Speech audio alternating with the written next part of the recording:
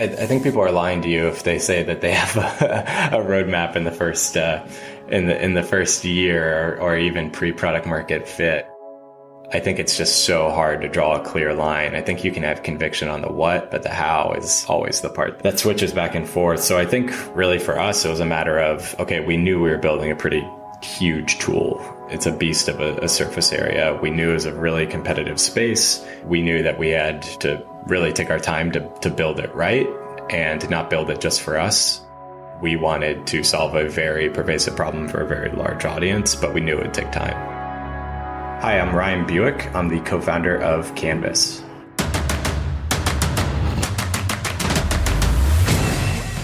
This is Code Story, a podcast bringing you interviews with tech visionaries who share in the critical moments of what it takes to change an industry and build and lead a team that has your back. I'm your host, Noah Labhart, and today how Ryan Buick built a way to take your customer data and deliver a clear path to revenue.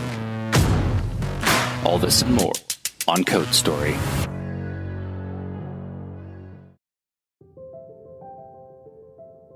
Ryan Buick grew up in San Francisco, in the actual city itself. He went to school in Oregon, but quickly came back to the area. He's a very proud owner of a COVID dog, i.e. got the dog during COVID, and enjoys biking and just hanging out. He named the dog Jerry in order to make his dad and his Grateful Dead-loving family laugh. Prior to their current venture, Ryan and his co-founders were working at Flexport. They were so early on in the team that while having to prove ROI on a roadmap, he had to grow new skills in data analytics just to service his job needs.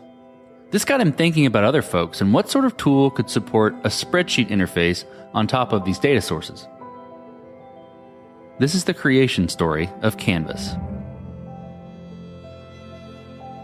Canvas is a no-code analytics platform. It really looks and feels like a spreadsheet interface connected to all of your data sources. We sell primarily to B2B SaaS startups and primarily to, I'm doing air quotes, non-technical users, folks like product managers, operations teams, finance teams, marketing teams, basically folks that are analytically minded and they need to access data, to make decisions every day. But their only sin is that they really don't know SQL, which is the language used to query databases. If they don't know SQL, they're basically reliant on two sort of workflows. It's one, you rely on a data team for help, right? And I think you've seen this everywhere. Folks lining up with questions say, hey, what's our revenue in this territory this month? Or, hey, how can I join data from these two different sources? Or, hey, I need this query. Can you help me out? And that takes days, and it's work that's pretty repetitive and monotonous for data teams, so they don't like it. You see these queues build up, and people get frustrated with how long it takes asking a question to a data team. So business people don't like it. And that's really the status quo at most startups today. The other option, of course, that you see everywhere is people just export data out of their different tools. So you take Salesforce data, take Stripe data, hit export to CSV, and then index match your way to an answer in a Google Sheet.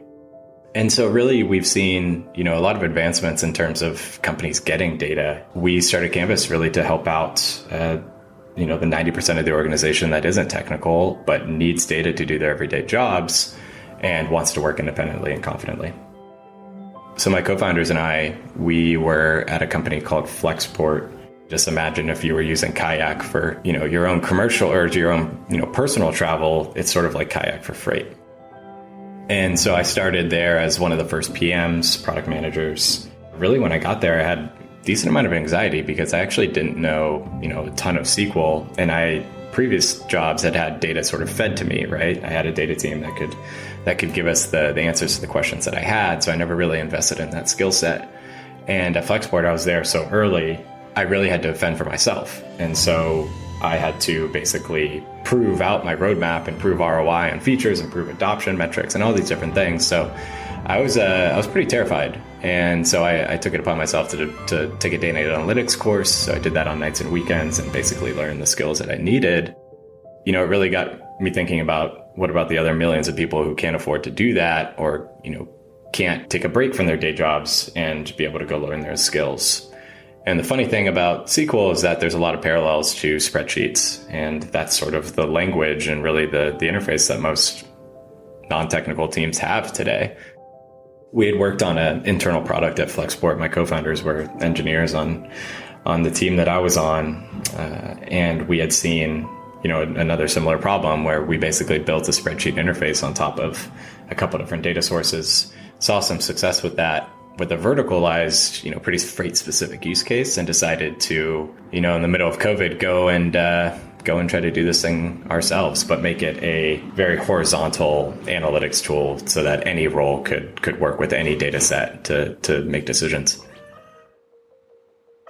Let's dive into the MVP then. So tell me about that first product you built. Maybe it's at Flexport or maybe it's after, where you jumped out and created the first prototype. Tell me about that. What sort of tools you used to bring it to life and how long it took you to build.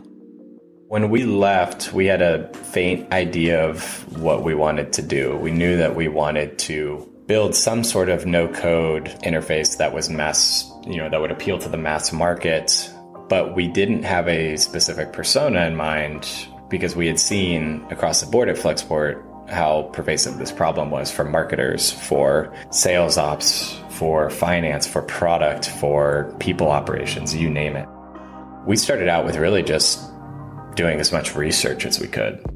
I went out to hundreds of friends and friends of friends on both the data side and the business side to really just ask them, hey, what's your workflows like today when it comes to data? What's your most hair on fire pain? What are your workarounds? What does your ideal state look like, right? Asking those sort of basic questions. And I think we got pretty lucky because it was during COVID when everyone was home and pretty bored and burnt out. And so I think a lot of people were willing to take calls with us. We did that, basically formulated, okay, here's what we've heard, here's what we think would be a decent V1, and we put together a prototype, so we would take mocks back to the people that we talked to and did that in Figma. We used a tool called Grain, which I highly recommend for recording calls. My co-founders really got started building the thing. We knew that we didn't want to also dip into savings, and try to bootstrap this thing. So we pretty quickly hit the road on the VC front as well, and ended up a few months later raising our seed round from Sequoia Capital. Let's stay on the MVP for a moment. With any MVP, you've got to make certain decisions and trade-offs, and you're alluding to some of those in your description. Tell me about, though, in a deeper capacity, about some of the decisions and trade-offs you had to make around, how you built the product, or technical debt, or the focus point of the product at the very beginning, and how you coped with those decisions. The thing that was interesting for us was we were coming into the data space as outsiders. None of us had really worked as data practitioners or, members of a data team, right? And so we were really trying to figure out from first principles, how could we build essentially a spreadsheet that could handle 1 billion rows of data in the browser? That really determined a lot of our architectural decisions. So we ended up building, some pretty cool stuff with Rust and WebAssembly and WebGL, and we knew we also wanted it to be collaborative, and so we essentially made it like this, almost Figma-like canvas, but imagine if it was Figma for data instead of Figma for design. We knew it had to be performant, we knew it had to be collaborative, and from then, it was really just a matter of what are the best systems that we can use from a data perspective to actually enable the integrations. And so we ended up partnering with a couple different tools. Snowflake is sort of the big name in the space for data warehousing, and Fivetran is a big name in the space for getting data from your different SaaS tools into your warehouse. And then another tool called dbt, which allows you to model data. And we took a few turns trying to build integrations ourselves. And so we ended up switching to partnership with those tools that I just mentioned. And that allowed us to, not have to focus on integrations, but rather focus on the core technology, which is really the thing that's going to set us apart, right?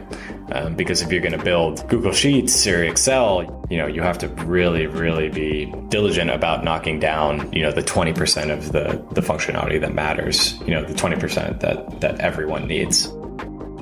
That was sort of our journey through the MVP. I think it's a matter of putting down from first principles what you want it to be and then figuring out how to work the constraints from there. rather than saying, okay, we don't really know exactly who this is for. We don't know exactly what their pains are, right? The research was a huge guiding light for us to be able to say, these are the things that matter to these different people. And now how do we build the right systems around that to make sure that we can focus on that best experience possible? This episode is sponsored by Vanta.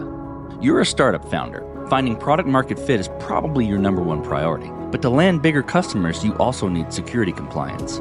And obtaining your SOC 2 or ISO 27001 certification can open those big doors. But they take time and energy, pulling you away from building and shipping. And that's where Vanta comes in. Vanta is the all-in-one compliance solution helping startups like yours get audit ready and build a strong security foundation quickly and painlessly. How, you ask? Vanta automates the manual security tasks that slow you down, helping you streamline your audit. And the platform connects you with trusted vCISOs to build your program, auditors to get you through audits quickly, and a marketplace for essentials like pen testing. Join over 8,000 companies, including many Y Combinator and Techstars startups who trust Vanta. Simplify compliance and get $1,000 off at vanta.com/codestory. That's VANTA.com/codestory. This episode is sponsored by Kinsta. Between juggling client meetings, managing your website, and keeping up with everyday tasks, who has the time to stress out about website security? Well, with Kinsta, the technical stuff is taken care of, so you can focus on what you do best. Kinsta provides managed hosting for WordPress, offering lightning-fast load times, top-tier security, and unmatched human-only customer support. Whether you're a business owner, web developer, or running a digital agency, Kinsta makes managing your website easy and efficient. Kinsta provides enterprise-grade security, being one of the few hosting providers for WordPress with SOC 2 and other certifications, guaranteeing the highest level of security for your website. Thanks to their unlimited free expert-led migrations, Kinsta ensures a smooth transition for you from other hosting providers. Customers have reported 200% faster load times post-migration to their platform. What I find cool about Kinsta is their fast and reliable customer service and premium features that are included at no extra cost. Ready to experience Kinsta's hosting for yourself? Get your first month free when you sign up at kinsta.com today. That's KINSTA.com. Well, let's go past the MVP then. Tell me about how you progressed the product and matured it. And I think to put that in a bit of a box, tell me about how you built your roadmap and how you decided, okay, this is the next most important thing to build. I think people are lying to you if they say that they have a roadmap in the first in the first year or even pre-product market fit. I think it's just so hard to draw a clear line. I think you can have conviction on the what, but the how is always the part that switches back and forth. So I think really for us, it was a matter of, okay, we knew we were building a pretty huge tool. It's a beast of a surface area. We knew it was a really competitive space. We knew that we had to really take our time to build it right and to not build it just for us. There's a tendency, and I think especially in the data space, to build tools that solve a very specific problem for not that big of an audience. And we wanted to solve a very pervasive problem for a very large audience, but we knew it would take time. I think from the beginning, what we tried to do was just not be embarrassed about selling it. And so we probably set up some calls that were pretty laughable in terms of the demo and how early we were, but we wanted to just get as much feedback as possible. And I think being cagey about it or not talking to customers or not talking to prospects and trying to sell can stir a lot of doubt, right? It can stir a lot of, hey, are we building the right thing? Are people going to use this? And by trying to sell it almost immediately from day one as a prototype, trying to secure customers before we even had the product, it really grounded us to, okay, this is what people are really willing to pay for. And you could tell the difference in the conversations, right? They would say it's cool, or, hey, we need these X and Y and Z features. And as soon as we started to really boil it down and find the right ICP, it then turned into, okay, we'll take this and we'll buy it. And just let's make sure that those features get built after, rather than using those as a block. And I think that's a key difference, right? Is that, people will tell you that they'll take the call, they'll tell you that it's interesting, they'll tell you that, you need to build X, Y, and Z features before you come back. But the people that actually you're solving a real problem for will go through the journey with you. You're solving such an immense pain for them that they don't need to wait for the rest of the features. They'll take a risk because you're solving a unique problem for them, or you're solving it really well for them. Well, let's flip to team. So how did you go about building your team? And what do you look for in those people to indicate that they're the winning horses to join you? So we've kept our team actually pretty small. We know that this is going to take a while to build, and you want to make sure that you have a pretty tight cohort of people that are very closely aligned, and also that have to wear a bunch of different hats to be able to solve pretty complex problems, right? You're not really in this like a pretty simple workflow, product. It's an open-ended, collaborative spreadsheet to do anything. And so we needed a core set of people, that can be really close to the customers. We're in Slack channels with all of them. We're getting their feedback. We each have the context to be able to build, what we need to build, and build it the way that we think that we need to build it.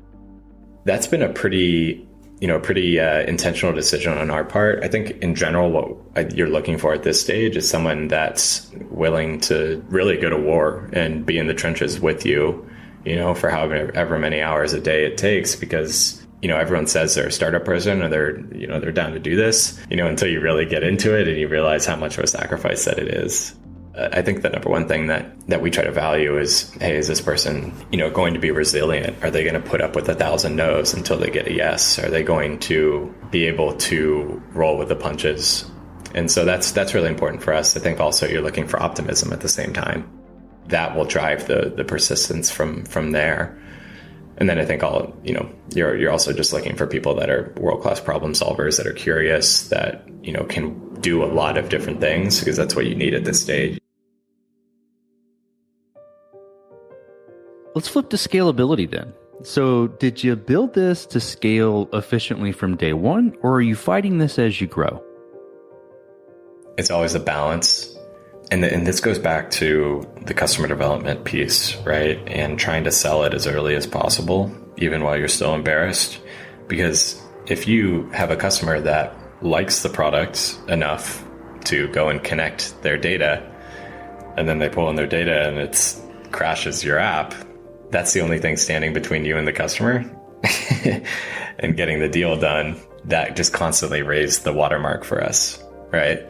And so, we said we wanted to be scalable from the jump, but you don't really know how scalable you need to be, how quickly that needs to happen. Hitting the pavement and trying to sell, just constantly push that watermark up and up and up to, okay, this is practical, let's wait and see till the next customer comes around. Keep marching and keep improving, because you could have science projects, and you see this all the time with startups, right? They don't talk to customers. They build something that's perfect to them.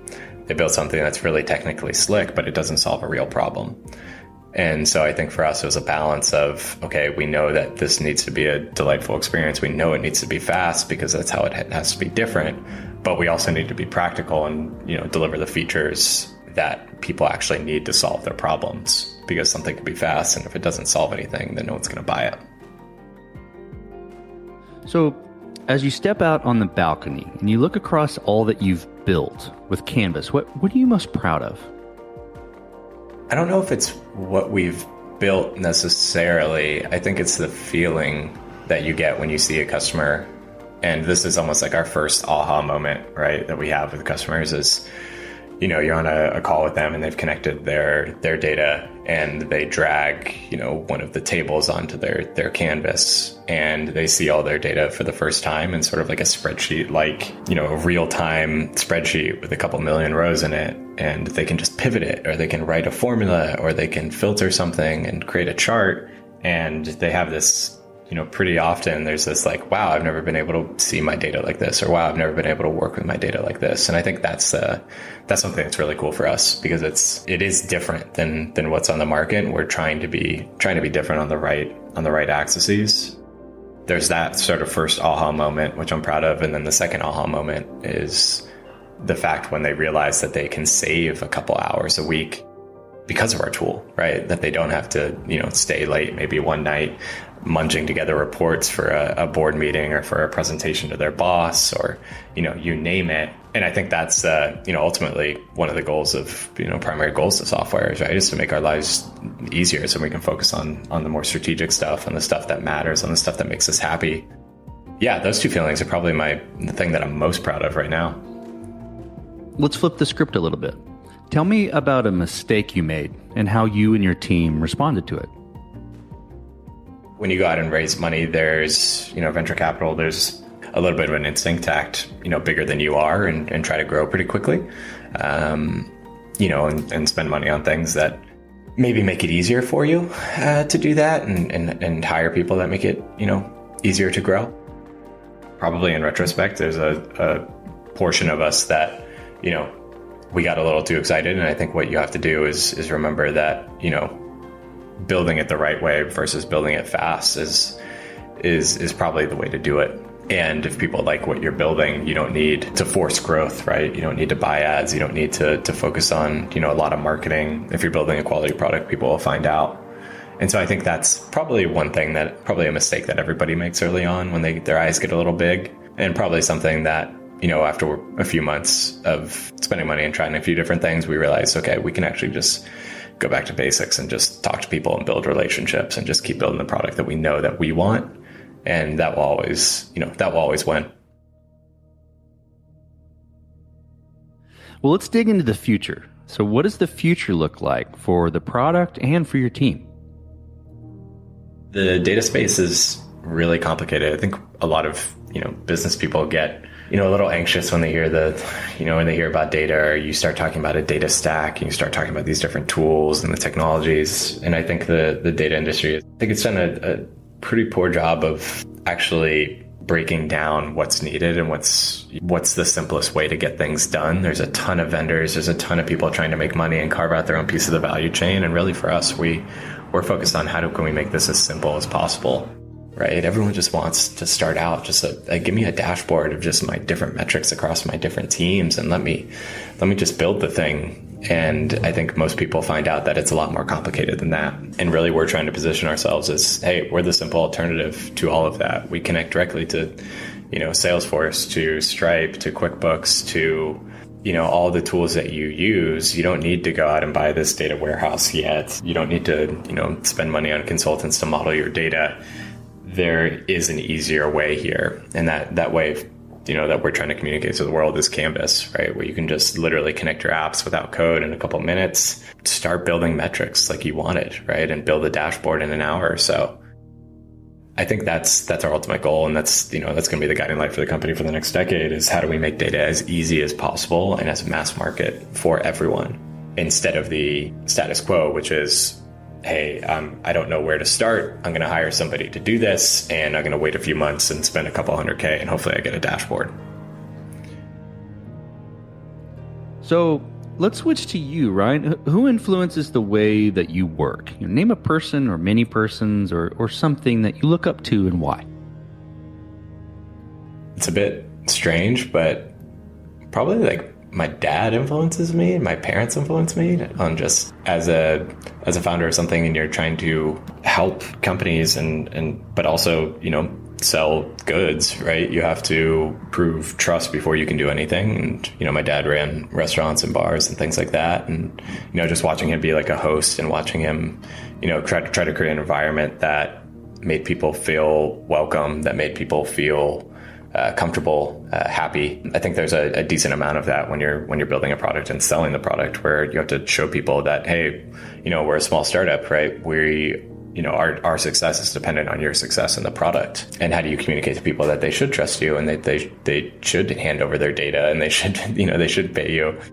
There's a lot of interpersonal hurdles to jump before you jump even a single product hurdle, right? And so I think that's something that's influenced me a lot, where I treat the product and I treat the demo and the sales process like you're inviting someone into your bar or your restaurant. As weird as that sounds, I think it's a digital equivalent of that, because you're trying to recreate all the same emotions of comfort and trust and fairness.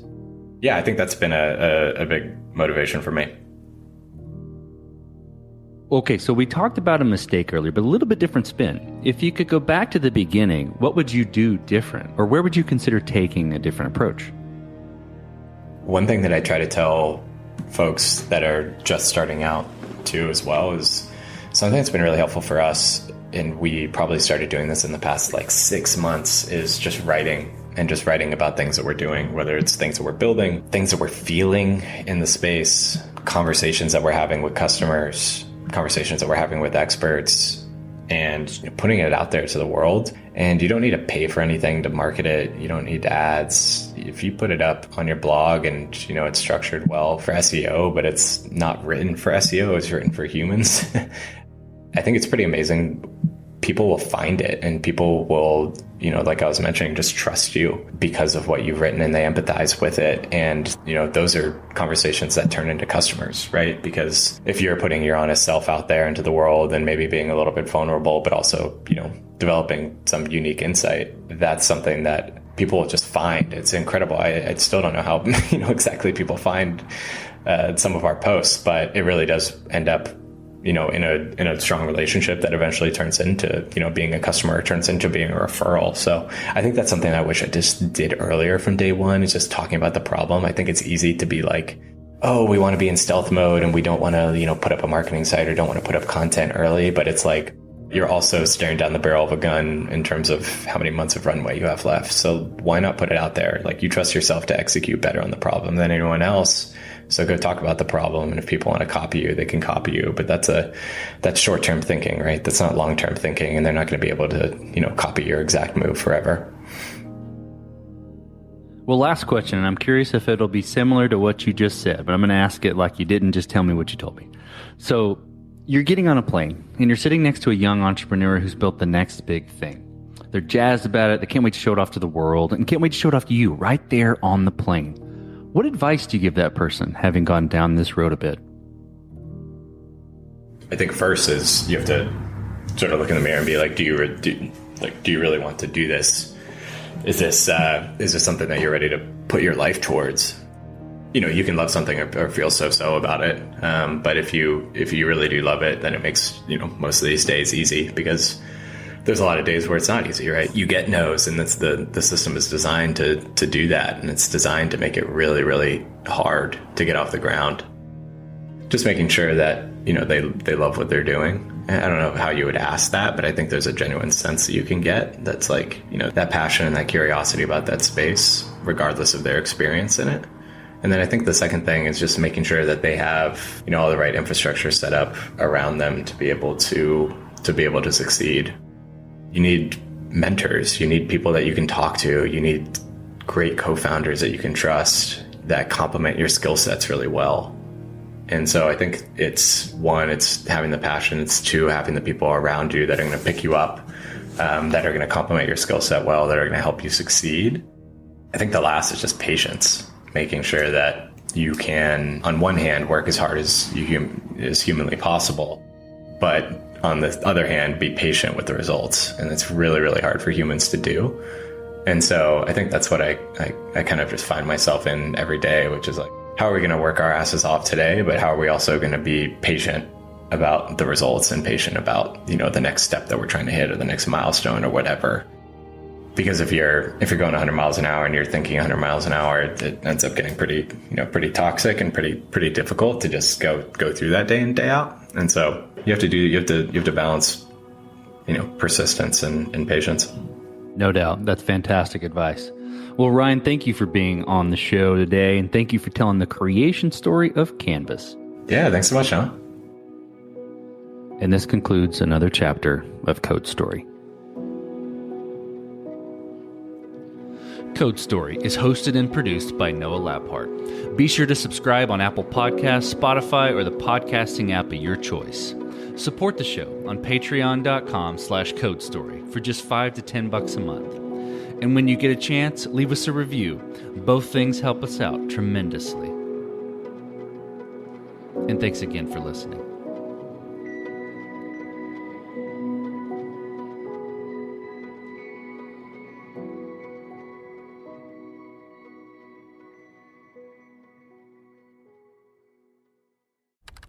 Business taxes. was stressing about all the time and all the money you spent on your taxes. This is my bill? Now Business Taxes is a TurboTax small business expert who does your taxes for you and offers year-round advice at no additional cost, so you can keep more money in your business. Now this is taxes. Intuit TurboTax. Get an expert now on TurboTax.com/business. Only available with TurboTax Live Full Service.